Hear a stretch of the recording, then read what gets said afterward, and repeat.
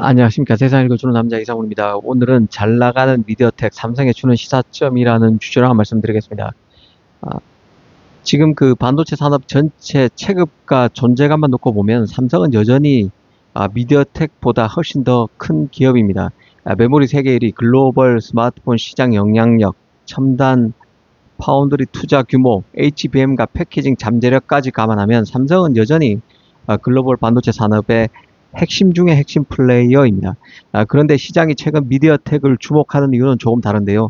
단순히 회사 크기 때문에 아니라 AI 시대 흐름 속에서 미디어텍의 존재감이 예상보다 훨씬 빠르게 커지고 있기 때문입니다. 불과 몇 년 전만 해도 미디어텍 하면 중국의 중저가 스마트폰 AP 업체 이미지가 강했습니다. 반면 삼성은 메모리부터 모바일, 파운드리까지 모두 아우르는 종합 반도체 기업을 지향해 왔죠. 하지만 최근 분위기만 놓고 보면 미디어텍은 단순 모바일 AP 업체를 넘어서 AI, ASIC과 시스템 반도체 분야의 핵심 플레이어로 부상하는 모습이 나타나고 있습니다. 특히 구글 TPU 협업, 그리고 엔비디아와의 AI 프로세서 협력 등이 이루어지면서 업계에서도 미디어텍을 예전처럼 봐서는 안 된다는 평가가 나오는 상황이죠. 가장 중요한 변화는 AI 시대가 열리면서 반도체 산업의 룰 자체가 바뀌고 있다는 점에 있습니다. 예전에는 CPU를 잘 만들고 모바일 AP 잘 만들면 강자였습니다. 그런데 지금은 다르죠.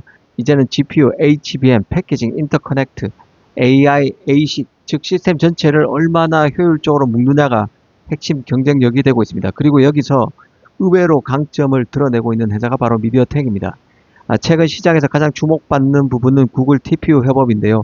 원래 구글 TPU 진영은 사실상 브로드컴 중심 체제에 가까웠습니다. 그런데 최근 들어서 미디어텍이 TPU 설계 협업 파트너로 부상하고 있습니다. 추론 중심 TPU에서는 미디어텍이 설계의 협업 파트너죠. AI 칩 시대에는 단순 연산 코어보다는 저전력 설계, 고속 인터커넥트, 메모리 연결, SoC 통합 역량이 훨씬 중요해졌고, 미디어텍은 원래 모바일 AP를 만들면서 이런 능력을 오랫동안 축적해온 회사라는 게 여기서 진가가 나타난 것이죠.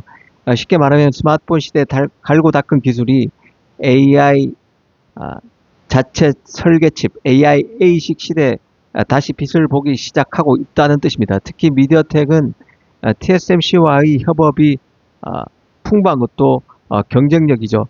최신 공정 활용 능력, 저전력 설계, 패키징 최적화 등에서 강점을 갖고 있다는 평가가 많습니다. 과거에는 애플, 퀄컴보다 한 단계 아래 회사라는 인식이 강했지만 지금은 사실상 동률에서 보고 있는 전문가들도 많습니다. 여기에 엔비디아와의 협업도 굉장히 상징적인데요.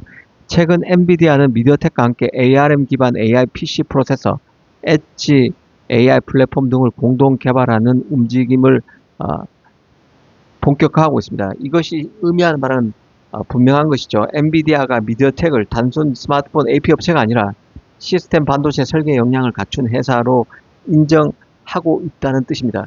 사실 지금 AI 시대는 제2의 브로드컴을 찾는 시대라고 봐도 과언이 아닌데요. 빅테크 기업들은 엔비디아 GPU 의존도를 줄이기 위해서 TPU, ASIC, 맞춤형 AI 칩 개발에 사활을 걸고 있습니다. 그런데 ASIC 시대에는 범용 CPU보다 고객 맞춤형 설계 능력이 더 중요해집니다. 그리고 이 영역에서 미디어텍이 빠르게 존재감을 키우고 있다고 이해하시면 될 것 같습니다. 그렇다면 삼성은 왜 이런 흐름을 제대로 타지 못하고 있을까 생각해 볼 필요가 있는데요. 사실 삼성도 한때는 모든 걸 다 하려 했습니다.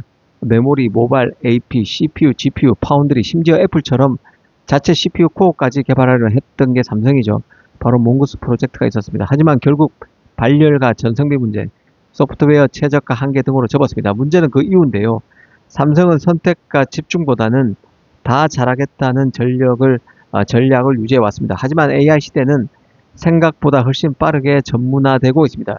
엔비디아는 GPU와 쿠다에 집중했고, 브로드컴은 ASIC과 네트워크에 집중했고, 미디어텍은 저전력 SoC와 AI 설계칩, AI ASIC에 집중했습니다.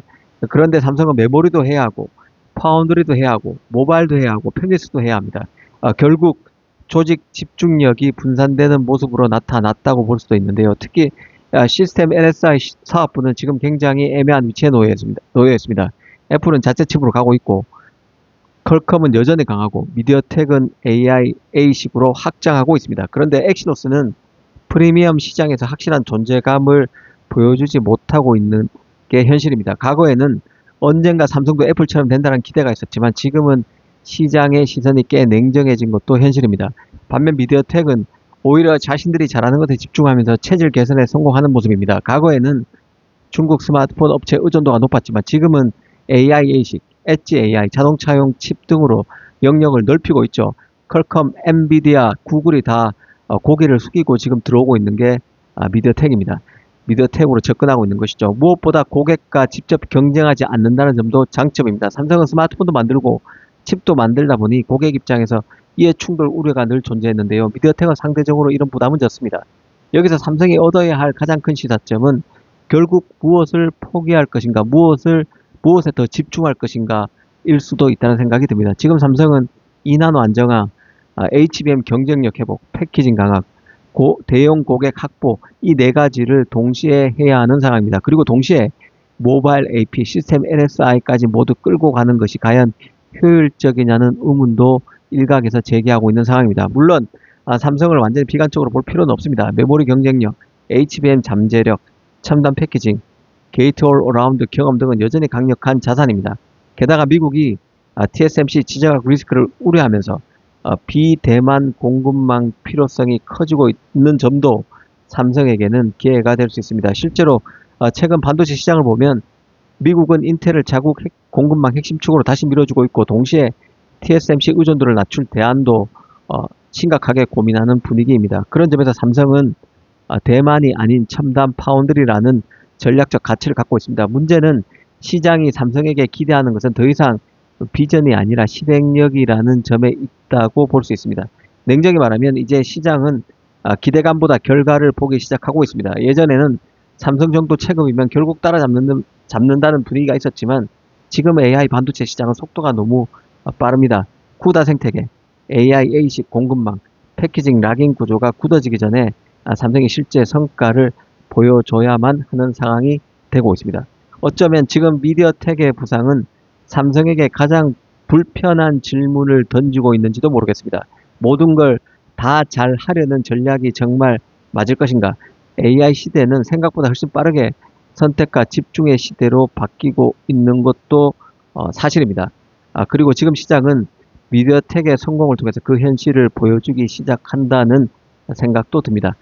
다만 삼성은 종합 반도체로서 여러 가지를 다 할 수 있다는 포트폴리오상의 강점 때문에 분명히 경쟁력이 있는 기업이라는 것도 사실입니다. 삼성의 앞으로 움직임을 잘 봐야 한다는 생각입니다. 특히 파운드리에서는 2나노의 안정화, 메모리에서는 HBM4 이후의 경쟁력 회복, 패키징 강화 이런 부분들이 다 맞물려 돌아가게 되면 지금 삼성의 좀 부족해 보이는 선택과 집중 전략이 다시 빛을 발할 가능성도 배제할 수 없다는 생각입니다.